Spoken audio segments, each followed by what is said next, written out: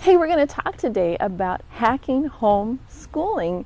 How do you do that? How do you take the best and make it work for you? Homeschooling is a journey. You don't arrive at your destination tomorrow. You're going to be learning along with your children. Now, we've been talking about homeschooling loosely using the outline of this book, Homeschool Sanity, which I wrote in 2011. But today I want to get more specific into the actual nuts and bolts. Now, when we talk about hacking homeschooling, okay, we know what cyber hacking is. We know what people do when they hack cyber systems. Whether they go deep into the system and they find the assets, they find the things that are going to help them to do the things they want to do. They manipulate the system, right? So they can do what they want to do instead of what the system or the parameters of the system tells them what they should be doing, right? This is what we're going to do with homeschooling.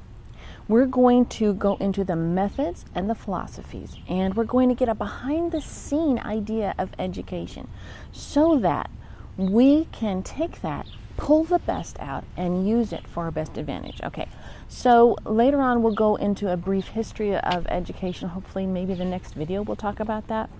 But today we're just going to talk about basic hacking, and so you can get going, especially this summer. The time is ticking away, and I know that you're having to do planning and stuff. So the first step in hacking homeschooling is going to be to deprogram yourself. And this is something probably that's going to go on the rest of your life. Okay, because if you don't deprogram yourself, you're going to have this little voice in the back of your head that will self-sabotage. Because everything you do, you're going to say, am I doing it right? If you have a picture of an administrator or a television personality or someone, or maybe your parents, maybe it's, I don't know who it is, but they're in the back of your mind saying, are you really doing it right? Are you going to hurt your children? Okay, so especially if we have been public school ourselves, we have an idea, and it's been ingrained into us since we were little kids, that there are people that do it right and people that don't. And we don't want to be on the wrong side, right? We want to get the A's. We want to get the accolades, okay? But I want you to think about this very deeply. Every time that little principal or whoever it is comes in your mind, okay, it's true that public schooling and all non-public schooling pattern after it, okay, we're talking about private schools as well, has loads of money and a long track record of research and practice. We see it, they even have teachers' colleges, right? Okay, but what does that track record show us, right? With all the money, all the preparations, all the books, all the seminars that teachers go to, if conventional schooling was about excellent education, then it should be an amazing success, right? Everyone who graduated would be like Einstein's, right? Because there's so much money. I mean, I forget how much of the GDP is used for education, but it's huge. But you know that public schools are a dismal failure. Public education has not brought us to a wonderful place. It has actually hampered us. So that's how you can get that person out of your mind. Say, I probably don't need to follow. I mean, you don't want to throw the baby out with the bathwater. There are some things that are positive, but most of it probably is not good. So you don't have to pay attention to that voice anymore. Just get used to that. I was doing a phone consult with a sweetheart, and we were talking about how there's this little voice in the back of your head. No matter if you're going really smoothly and everything's working, you go, wait a minute, there must be something wrong. This is too easy. No, but if you're, okay, the truth is, while there are some amazing teachers out there trying to make a difference within a corrupt system, and there are some really wonderful ones, okay, there are just as many or more who are pedagogues, who are pushing the party line, who have trouble with basic skills themselves.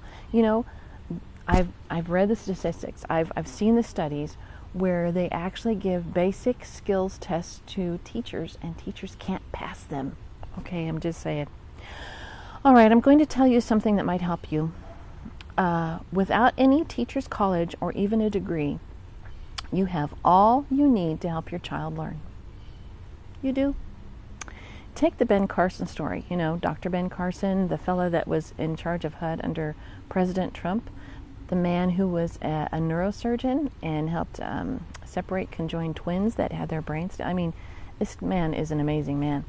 Okay, his mother was actually illiterate. They lived in a poor place, and she was a single mom, and she didn't know how to read. And yet, she had her sons, she noticed that when they watched TV, they weren't doing too well. They just seemed wrong to her. So she didn't allow them to watch TV at night. Instead, they were to go to the library, pick out books, read those books, and write a paper every day. And she couldn't even read the papers, but she acted like she could. Right? And what did that produce? That produced this amazingly educated man who came out of poverty. He became so integral that he could be trusted with greater and greater responsibility until he was trusted with national responsibility. Okay, that is an amazing story. If she could do it, so can you. All right, you can do this even better than the best school. Why? Because you have an incentive better than money or power. You are emotionally and spiritually invested in your child for his protection and success, not just academically, but for life. Now, step 2, all right, is to learn the basic education philosophies. All right, so we have all these different methods, philosophies out there, and they've all got good stuff to them.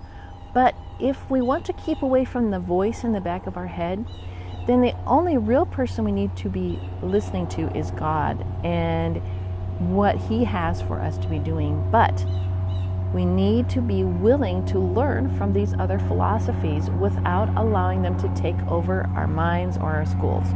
Now, the conventional philosophy that we see, it's in the factory school operation. Okay, that's conventional schooling, that's public schooling, is that information needs to be poured into people and then regurgitated. So this is the lowest rung. It doesn't take much thinking to go from facts to test. It doesn't, there's no real application process. There's nothing.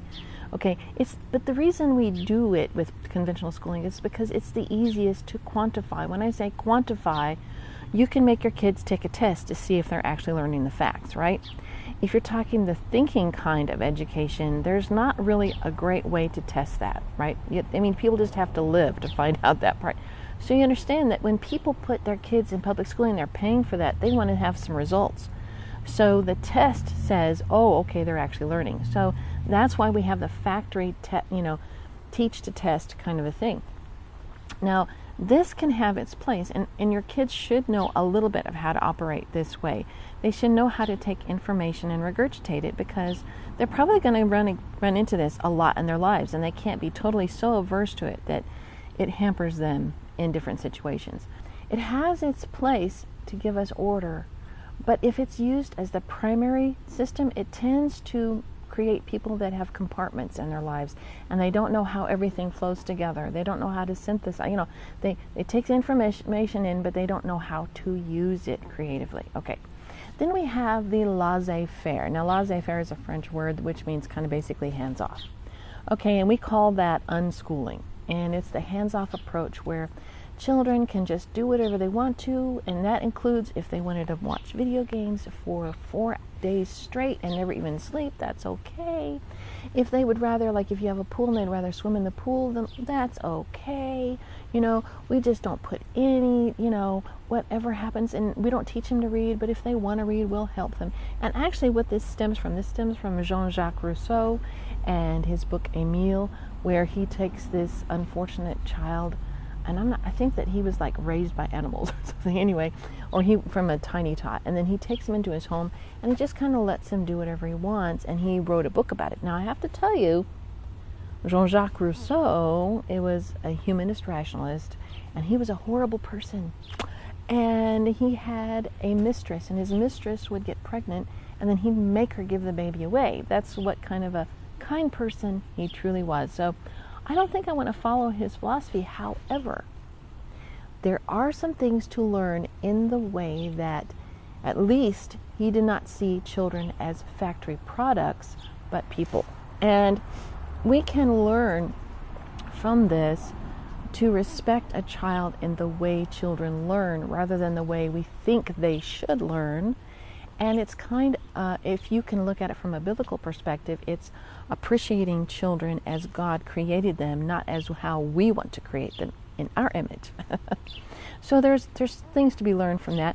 Now, a person that was in homeschool circles early on was John Holt, and he kind of followed the ideas of Jean-Jacques Rousseau. However, if you read his books, I think that you could glean some really good ideas from them, and I think it could help set you free in some areas if you take it with a grain of salt. There is also another philosophy, which is unit of interest. And unit of interest says that you take something, or some Christians have called it delight directed. You take something that you're interested in.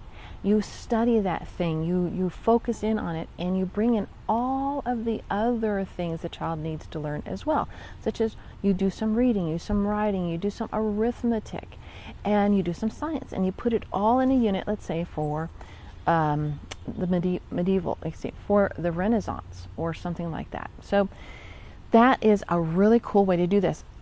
However, if you are going to do a unit of interest, sometimes you can go a little too deep and take a little too long, and then interest wanes, and then it's like slavery to get it done. Also, you can go kind of crazy as a mom because you can plan too much and feel like you have to do all the cute things and everything, and it can really drive you crazy, but it can also be a lot of fun, and we actually do this one. Okay. The next philosophy is the Charlotte Mason philosophy, and I'm sure you're all kind of, familiar with this. If you've looked online at all about homeschooling, you'll probably hear about Charlotte Mason, and there is so much good stuff about Charlotte Mason. I mean, there are volumes of things there's volumes of books she wrote, but there are volumes of things you could say in a positive way about Charlotte Mason. The only problem we come to is when we fail to realize that Charlotte Mason was not a homeschooling mom. She was actually a teacher in her own school, and so she dealt with classroom situations. Now, when you think of it like that, then a lot of what she said probably won't apply to you specifically. For one thing, when she talks about the different forms and the different things that her children in her classrooms had to learn by a certain point, you can loosen that up to suit what works for your family. And some of the books that are suggested, like if you go on Ambleside Online, which is a free curriculum for Charlotte Mason, and it's wonderful. But if you try to do everything as is suggested, you will go a little nutty. Just saying. You'll have some problems. And so what you want to do is you want to take the best out of Charlotte Mason, such as her copywork, dictation, and narration, and you want to make the best of it. And use also nature study, that's wonderful, and you want to use the best of it. But like when you do a narration, you don't have to sit there like a stone, okay, give me your narration, and they have to do it verbatim, and you can't help them and all that. We just sit and we talk about the story, we talk about the book, and I count that as narration because I think we're actually going beyond the form of the narration, and we're actually enjoying it together, which will do two things. It will help the child to develop those language skills, those memory skills, those thinking skills, but it will also encourage them to want to learn more about books, about reading. They will develop a natural taste and natural inclination. So that's that. Okay, now then we have classical education. And I understand the premise of classical education. Classical education says we want to go back to the time when all these different ideas and things that we're learning in education were originally formulated. We want to go back to the dialectic and all the different things. But unfortunately, I've seen a lot of burnout with people who try to follow a classical education verbatim, okay? Like they have all the, and I know this is also done in private schools. Then we go back to needing to quantify learning. So whenever you're in a situation where people pay you to teach children, you've got to show them that they're actually learning. So that's where a lot of this pressure from classical education can come from. Now, you can still teach your child to read and understand Greek and Hebrew and Latin these are wonderful things to do. It's not negative to want to do that. It's also a positive thing to find out about the early philosophers, the civilizations, the Greek and Roman and the Hebrew civilizations. These are all positive things. But just as long as you make sure it works for you and your family where you're at, and don't take on that little voice in the back. Even with classical education, it could be like, are you doing it right? All right, and especially it doesn't work when you have a lot of little kids and you're in the middle of pregnancy, whatever, or life, or you're moving. Boy, that can be a real killer. So just be careful. Okay, these are the basic philosophies. There are branches off of all of these. And I originally, last time, I had like a list that we were going through. But I thought, why not just cover the basic philosophies, and the methods themselves, of course, will fit in the little cracks and nooks and cracks and crannies of all these different philosophies. But you get the idea that there are these basic ideas of how we have come to believe that children need to learn. Okay, now, if you take the best from all these philosophies, study their strengths, know them backwards and forwards, and be aware of their weaknesses, but use their strengths to their best advantage, then you will have a method and a philosophy of your own that will work for your family. And the only person you have to be making sure that you listen to make sure you're doing it right is the Lord Himself, by the Holy Spirit. So whatever you can do to get close to Him and get used to listening to His voice, the better off you'll be homeschool-wise. Okay, now here's some examples. Okay, there's some possibilities of how you could take these philosophies and apply them to your life. Now, please do not use these verbatim. These are just ideas that came to me, ideas that I've done myself, but as they say, your mileage may vary. Okay, here's an example. Give your children seasons where all you do is explore outside, bake cookies, watch videos of beavers building dams, building a tree fort. Give them room to explore and enjoy, like especially like during the summer months, maybe, or maybe early fall, maybe late spring. And you just give your kids, like, we're just going to go, and we're just every day, whatever you want to do is what we're going to do. And that's kind of the laissez faire idea, and kids really learn a lot during those times. However, I believe that if you just give your children only that, they're not going to develop the character traits. They're not going to be able to develop good habits. So you have to, like, every once in a while, switch it up. In another season, pick a topic of interest. Say it's American history. Read some stories, some overviews, look at it and draw maps, sing some songs, watch some movies, write some essays and stories, newspaper articles, write some newspaper articles. Those are always fun. Travel to historic sites. Compare how many people immigrated from different countries, and, do the calculations for math. Now, so that would be a unit of interest study, and you could do that for a while, but after a while that kind of wanes and people lose interest, and so you finish that up with a nice little program or something. And then in still another season, pick out some textbooks and hack them by picking out the parts you like and testing your knowledge of what you've read. Or use the book as a spine for other stories, or as a reference book, But you can actually do some actual conventional schooling for a little while, just to develop some good habits or what have you, or just have familiarity with that system. And that would be good. And in still another season, usually the coldest part of winter or the hottest part of summer, concentrate on academics and the 3 R's: reading, grammar, math, and science, using any and all of the methods and philosophies. So just concentrate only on, like, different weakness areas. Like if you notice your kids aren't spelling well, do a season of spelling. Now, I also, with all these different seasons, you probably want to keep math in there because it's easy for kids to lose ground with math, right? So you want to kind of keep math going the whole time, like 15 minutes to a half hour in a day. That's all you have to do. But anyway, but there's a time when you need to concentrate on the 3 R's. Like, that's all you're doing. You're not doing it for the interest's sake anymore or anything else. You're just saying, well, let's do this. Now you can give them things to write that are interesting. What I find is I just love the McGuffey readers.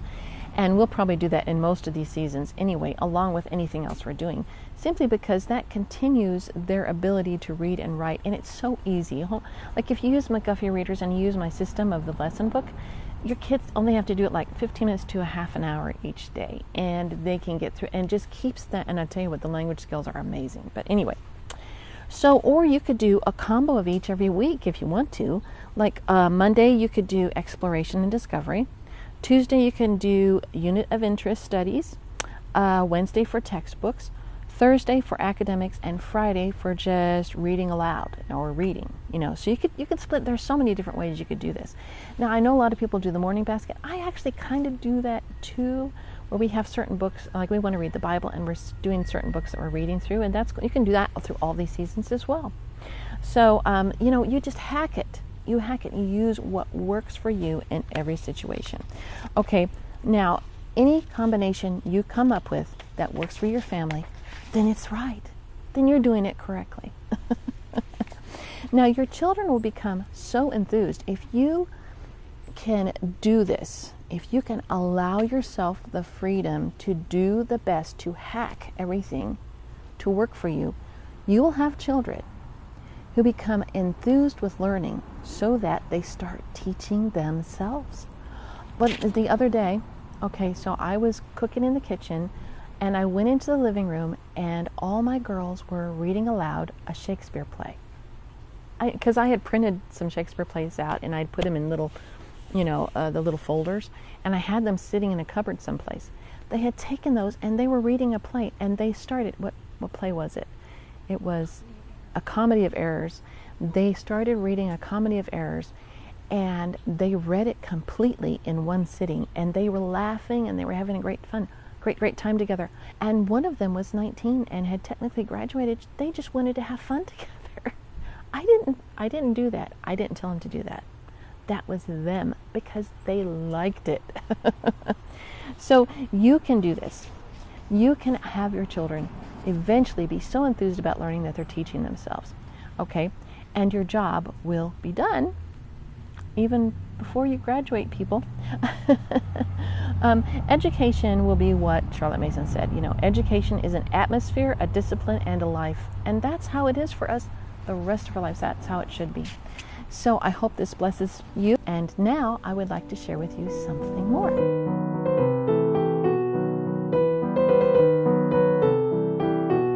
So I'm going to read this scripture. It's Proverbs 31:26. She openeth her mouth with wisdom, and in her tongue is the law of kindness. Now, yielding to the... so I want to talk a little bit about us as women being servants, and some people saying that it's not the highest good if we're always thinking about other people. So I want to share with you something from my perspective of being a mom of 15 for over 3 decades and married to a man for 40 years. Okay. Yielding to the preferences of others for Christ's sake, in joy and not in martyrdom, does not diminish us. It sets us up for many blessings. First, it expresses faith that God is good, okay, and a good protector and provider over us, and it keeps us from being self-centric, okay, like the world revolves around what we need. So our deepest desires of success and relationship are always being fulfilled as we make our Father pleased and grow continually close to Him. So when we become others-centric, God-centric, other-centric, we become fulfilled in ourselves more than if we tried to fulfill ourselves. Okay, in your presence there is fullness of joy. At your right hand are pleasures forevermore. That's Psalm 16:11. That's one of my favorite verses. In God's presence is where the fullness of joy is, not in our selfish needs being met. Okay, now this is what we can pray. We can say, Lord, I am pouring myself out, but sometimes I feel like a depleted battery. Only in your presence can I recharge. One touch, one glimpse of you is better than a million spa experiences. Not indulging me, but imbibing you, the well that never runs dry. I hope that blesses you. You have a wonderful day. Like and subscribe and click the notifications so you can make sure that you get more of these videos. Bye-bye.